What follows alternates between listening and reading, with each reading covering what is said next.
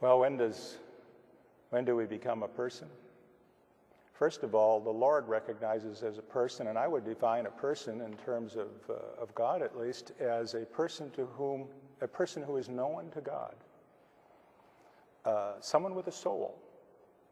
Wouldn't that be a good definition, at least for a Christian, for a person, somebody known to God? Can you imagine a person that is not known by God, whose soul is not known by God? There we get into things that are sort of out of our realm. In Psalm 139, it says, "My frame was not hidden from you when I was made in the secret place." That's kind of a name for the womb. I can't really quite get at it. Something's going on in there. When I was woven, we're back to weaving again. When I was woven together in the depths of the earth, a kind of another euphemism for the womb. Your eyes, that is God's eyes, saw my unformed body.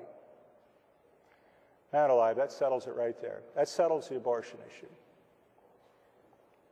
God is looking on. As the baby is developing in the womb, God is checking it out. Your eyes saw my unformed body. That means when we abort a baby developing in the womb, I believe we're going right before the eyes of God and removing. That's not something we ought to do. And then we get into something I don't even want to think about. All the days ordained for me were written in your book before one of them came to be. What that suggests to me is that our personhood to God was known even before the worlds were formed. And that's not something we can act on.